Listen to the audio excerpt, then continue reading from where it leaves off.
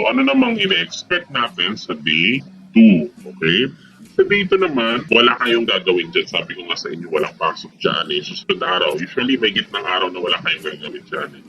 Para lang magpahinga kayo or a little bit of a breather, okay? Bago yung susunod na exam nyo, which is yung architectural design and site planning. So, pang susunod na araw yun. Okay? So, yung architectural design and site planning nyo naman, that's composed of 200 questions. So, kung mapapansin nyo sa 200 questions, tapos 8 hours, ang kalaban nyo naman dyan sa exam ay oras. Pero trust me, hindi kulang yung oras dyan sa architectural design and site planning. You have 8 hours and that's enough kung alam nyo kung paano nyo didiskartehan yung exam. So sa day 1 part 1, yung history theory nyo sa PROPRAC and planning nyo, that's 30%. Ganun din sa building tech ninyo, sa utilities structural, 30%. And sa design nyo naman, sa day 2 ninyo, that's actually 40%, on a total of 100%. Okay? So anong kondisyon ng PRC para kayo ay pumasa at matawag na isang registered and licensed architect?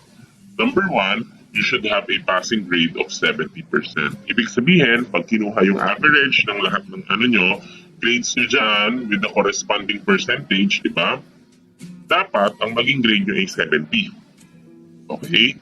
Tapos anong sabi dyan? No grade lower than 50% on each subject. Ano ibig sabihin yan? For example, sa architectural design and site planning, okay, out of 200 items, naka 198 ka. So, ibig sabihin, ang grade mo, 99%.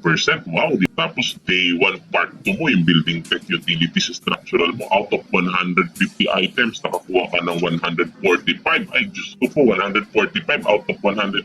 Grabe, di ba? Nasa 96 or 97% yung grade mo, di ba? Pero, paano kung halimbawa, yung day 1, part 1 mo, yung history, theory, PROPRAC, and planning mo, out of 100 items, ang nakuha mo lang ay 49 over 100. So that is equivalent to 49%. So ilan? Okay? Yung day 1 part 1 mo, that's 49%. And kahit almost perfect ka sa dalawang exam, kung may isang subject or may isang exam dyan na medyo less than 50% ang grade mo, kahit sobra or almost perfect mo na yung dalawang exam, bagsak ka pa rin. Kasi ang sabi dyan, no grade lower than 50% on each subject. So wag kayong bababa sa 50% on each subject. Again guys, these are just the minimums. Hindi ko sinabing yan ang i-target nyo. I-target nyo maka-line of 7 kayo, 70 kayo. Huwag naman, taasan nyo pangarap nyo, di ba? Kung nangarap na lang kayo, taasan nyo na. O, malinaw? So yan ang scope ng Architecture Licensure Exam. O yan. So ano ba yung mga important topics na dapat yung aralin sa board exam?